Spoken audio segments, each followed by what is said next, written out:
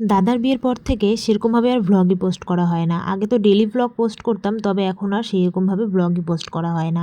প্রায় অনেক দিন পর পর এক একটা করে ভিডিও শেয়ার করি, তাও আবার ওই সেলফি ক্যামেরা দিয়ে। আর সেলফি ক্যামেরার ভিডিও আর ব্যাক ক্যামেরার ভিডিও কিন্তু অনেকটাই তফাৎ, সেটা তোমরা সবাই জানো। আর তোমরা তো কম বেশি সবাই জানো এর কারণটা কি, কেন আমি ব্লগ পোস্ট করতে পারছি না। কারণ আমার ব্যাক ক্যামেরাটা দাদার বিয়ের সময় লেজারে ড্যামেজ হয়ে গেছে। আর জানো তো, যখন শখের জিনিস এইভাবে নষ্ট হয়ে যায় না, তখন ভীষণই খারাপ হয়ে যায় মনটা। আর তার মধ্যে আমার নতুন ফোন ছিল, দাদার যখন বিয়ে হয় তখন আমার ফোনের বয়স ছিল মাত্র 6 মাস। আর নিজের নতুন ফোনের এরকম অবস্থা হওয়ার পর আমি ভীষণ ভেঙে পড়েছিলাম।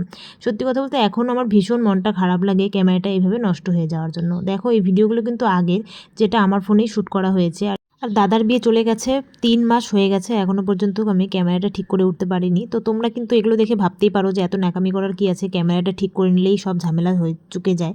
কিন্তু আসলে ব্যাপারটা সেরকম নয়। আমার ফোনের এই ক্যামেরাটা ঠিক করতে প্রায় অনেকটাই টাকা লাগবে, 3,500-4,000 টাকার মতন লাগবে। তোমাদের কাছে অ্যামাউন্টটা খুবই কম হতে পারে, তবে আমার কাছে ভীষণ, কারণ মাত্র আমি ফোনটা নিয়েছিলাম তখনই আমার ফোনটা এরকমভাবে খারাপ হয়ে গেছে। ফোনের দাম নিয়েছিল আমার 23 না 24 হাজার টাকার মতন। ধরো 24 হাজার টাকার দিয়ে একটা ফোন কেনার পর আবার যদি সেই ফোনটার উপর আমার 4-5 হাজার টাকা ইনভেস্ট করতে হয়, তখন কেমন মনটা লাগে বলো। তো সেই জন্য কিন্তু এখনও আমি এটাকে ঠিক করে উঠতে পারিনি। আর আমি চাইলেই কিন্তু বাইরে কোনো সার্ভিস সেন্টারে থার্ড পার্টির জিনিসপত্র দিয়ে ফোনটাকে ঠিক করে নিতে পারি, মানে থার্ড পার্টি ক্যামেরা দিয়ে ঠিক করে নিতে পারি। তবে আমি সেটা চাইছি না, আমি চাইছি নতুন ফোন যেহেতু আমি সার্ভিস সেন্টার থেকেই ঠিক করাতে, তো সেখানে করলেই সবথেকে বেটার হবে। সে যাই হোক, এই ক্যামেরার কথা অনেক তোমাদের শোনালাম। আর তোমরা তো ভিডিওটা দেখে বুঝতেই পেরে গেছো এটা কোন ভিডিও। আজ থেকে 6 মাস আগে আমার বার্থডে চলে গেছে। তো 6 মাস আগে যে ভিডিওটা আমি অর্ধেক পোস্ট করে রেখেছিলাম, মানে পার্ট 1টা পোস্ট করে রেখেছিলাম, পার্ট 2টা পোস্ট করা হয়ে ওঠেনি। তো এই ভিডিওটা তখনই পোস্ট করতে না পারার জন্য, মানে সেই মাসেই পোস্ট করতে না পারার জন্য আমার বান্ধবীরা আমাকে অনেক কিছু বলেছে, অনেক অভিযোগ করেছে আমার উপর, কেন আমাদের ভিডিওটা পোস্ট করা হয়নি।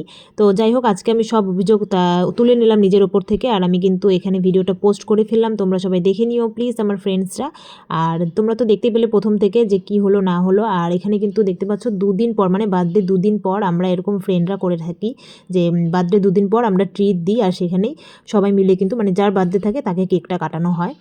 এরকম আমরা করি, 2 দিন পর করি। তার কারণ হচ্ছে যেদিন বার্থডে বা অ্যানিভার্সারি যার থাকে সেই দিন তাদের একটা নিজস্ব স্পেস দেওয়া দরকার, কারণ তারা ফ্যামিলির সঙ্গে স্পেন্ড করে টাইম, তাই জন্য কিন্তু আমরা 2 দিন পরে করি। যাই হোক, আজকের ব্লগটা কেমন লাগলো অবশ্যই জানিও।